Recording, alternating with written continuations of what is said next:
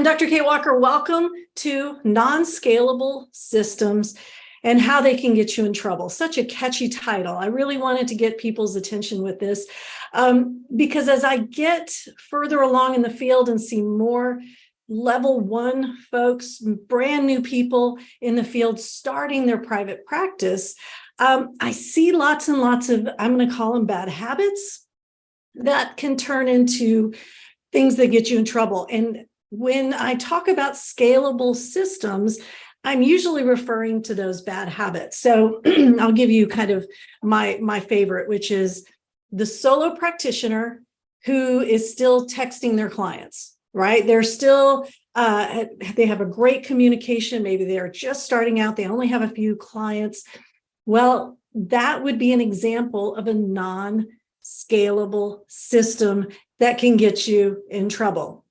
So let's define a few terms here. First of all, system. What do I mean when I say system? Well, I'm a marriage and family therapist. I'm a counselor educator. I teach systems. So we could say systems are just everything, right? So, your culture, your politics, your geography, all of those things. So I'm going to narrow it down a little bit. And when I talk about a scalable system, or let's take out the word scalable.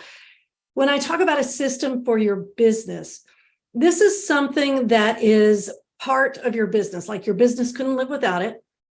It happens on a regular basis. It's not just like a one and done, like I built my website. Yeah, that's not a system. It may become one, but it's not a system for your business that you would have to go back and look at every day. And it's something, for our purposes today, a system is something that can be taught to someone else in the form of an SOP, or a standard operating procedure. So for the purposes of the discussion today, that's how I'm defining a system. Now, when I talk about scalable, that's a new word, I think, for a lot of business owners. It's kind of like, you remember when pivot came on the scene, and we're all like, we got to all pivot. Well, that was a new term for me anyway. And I'm always the one going, I don't know what that means. I have no shame. I'll raise my hand and ask any questions. So if you're sitting there going, what does she mean by scalable? Scalable means, can you do it by yourself when the business is small? The answer is yes. But can you still do it by yourself when your business grows? Think about if you made the best cupcakes in town and you decided you wanted to open a bakery, right? Well, could you still use your little kitchen mixer once you're having to sell dozens every hour to all the customers who love your cupcakes? No, your little kitchen mixer system is not scalable because it doesn't grow with your business and the number of people who are going to come in and want your delicious cupcakes. So when I talk about scalable systems today, I'm going to talk about systems, three, because I love three, systems that involve client contact, systems that involve money, and systems that involve marketing. Now, marketing was kind of a tough one because I wanted to make sure I was focusing on systems that can get you in trouble if they're not scalable. So I found a way to get marketing in there. So let's start with the one that's kind of obvious, at least obvious to me, because that's the example that I used initially. That would be client contact. Now, client contact for me would be scheduling, texting, emailing, phone answering, any type of client contact, anytime where you're going to have to somehow communicate with a client to get them to do a thing. So, and I talked already about this idea of emailing and texting, but I'm throwing in there phone answering, voicemail, chasing after those voicemails. This is kind of not I'm not going to kneecap it. This is generally not a problem when you're starting out. In fact, it's kind of a little bit of a, kind of a new practice owner rush, because You feel so responsible for these new people who are trusting you with their mental health, and you don't want to make any mistakes. And so you want to make sure that, George has your number and you contact him immediately when there's an opening, or he's able to contact you if he's had an aha moment on his homework. And so it's you wanting to do well, right? You're trying to make sure that your clients are well cared for. What happens, and where it can turn into trouble, is when those clients can't get you as quickly as they're used to. So that's not hard to picture, right? Like if you go on vacation, obviously, right? Hey, George, I'm going to be out of town for about a week. Here's a backup person you can contact. But that's not really what I'm talking about. I'm talking about when you have 20 clients a week in your private practice and you can't get to all those text messages because you're seeing clients back to back to back all day long. And when you finally get time to get to those text messages and emails, maybe it's just a quick okay, or sure, or right, you're trying to be fair to everyone. And then George, who was with you from the very beginning, isn't feeling really cared for. And so this brings into this idea of, or into the talk that I'm giving here, this idea of client abandonment, right? If a client feels like they've lost connection with you, if things have changed, and that's the trouble part. And let me clarify something real quickly. I'm not trying to scare you and say, oh, if you don't do these things, then you're going to get a complaint filed against you. Y'all, anybody can file a complaint against you anytime for any reason. Nothing I say is going to prevent that. This is simply best practices, because if George has gotten used to your personal touch and you're not able to give that because that system of texting is not scalable. It's not scalable because you're awesome and your practice will grow because you provide an excellent service, because this is your calling. Your practice is going to grow. You're not going to be able to get to every email quickly. You're not going to be able to answer every text message quickly. Maybe you wait till you get home and you tell your family, no, I can't sit down and watch TV with you because I've got to answer all these text messages and emails, right? That's another way it can get you in trouble, because now it's leading to burnout land, right? Anytime your business starts to creep into those healthy family areas or healthy, just your me time, right? That's going to affect you and your well-being. So texting, emailing, phone answering, that's a system that's not always scalable. So what's the answer? I like scheduling software. I like hiring people, training them in HIPAA, making sure that they have a good HIPAA certificate that says that they understand how to protect client confidentiality, having HIPAA compliant software, HIPAA compliant email, HIPAA compliant text messaging, then creating SOPs, standard operating procedures, to teach this person I just trained in HIPAA how to go through and give someone a personal answer and a personal touch with every client contact. And one of my guests at the 2023 Group Practice Summit, Anna Rodriguez, she talked about how she trains her front office staff to give this amazing personal touch to new clients who are contacting counseling maybe for the first time in their life. So she trains them to give that personal touch, because she can't do that. She has tons of therapists. She has multiple locations. She helps lots of families. So that system of client contact is so important to their business and their ethics and everything else. She has made it a scalable system using folks that she trains. So if you're in that space where you're small now, but you're looking ahead and you're awesome, you have a great service to give, then start now. Find some kind of scheduling software that your existing clients can use to set their, next appointment. Put something in your service agreement that says you can't text them. You're not going to text them. You can't email them. You're not able to do that because it's not scalable. Create systems now for your future self, so your future self will thank you, and you avoid this beautiful personal touch abandonment. I don't feel like you're taking care of me feeling in your existing clients. All right, number 2, ready? Money. Systems that don't scale. I wrote down a few. Having several banks, right? Using lots of different banks. And now I could say different pay apps, using Venmo, using whatever, I don't know all the apps, Zelle, right? Having a brick and mortar bank, having all kinds of different banks house your client income and be responsible for paying your business expenses. Several different banks may work great at first, right? Because you have time, because you've only had 3 clients this month, and you can sit down and you've paid rent, and you've paid, oh gosh, I don't know, maybe you've paid your electronic health records bill. You only have 2 bills. The rest of it's all going into your home as an owner draw.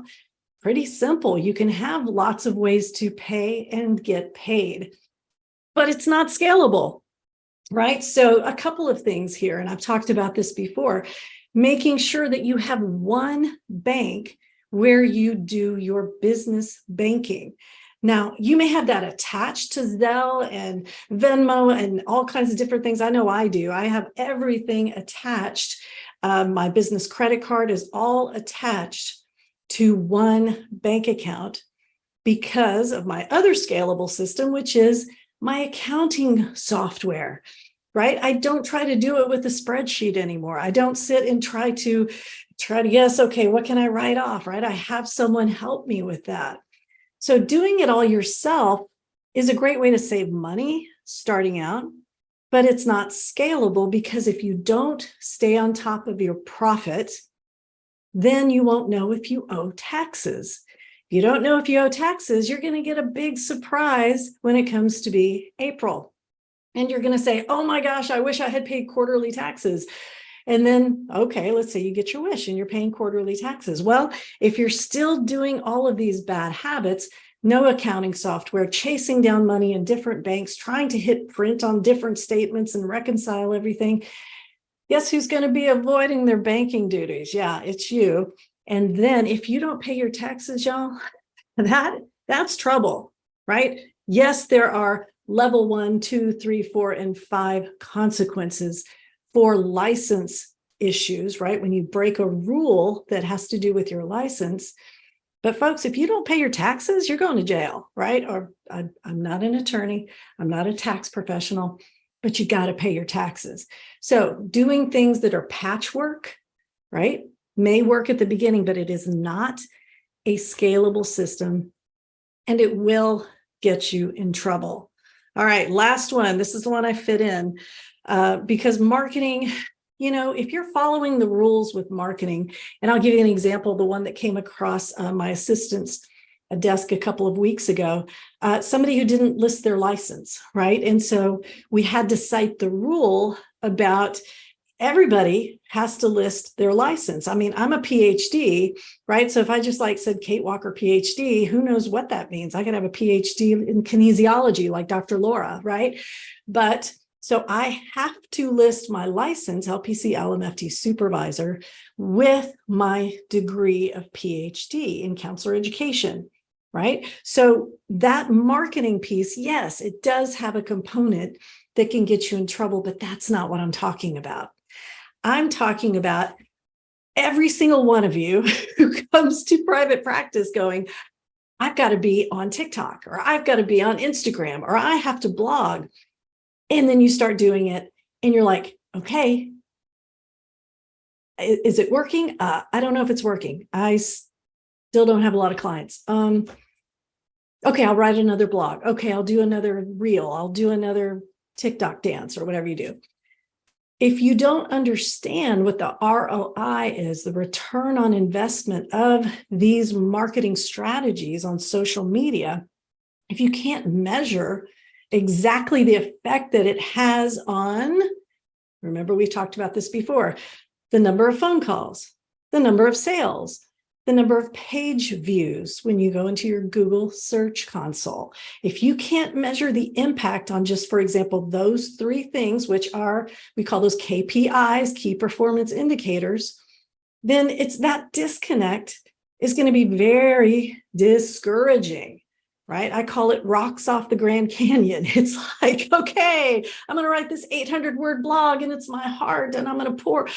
And okay, gosh, I guess I have to do it again.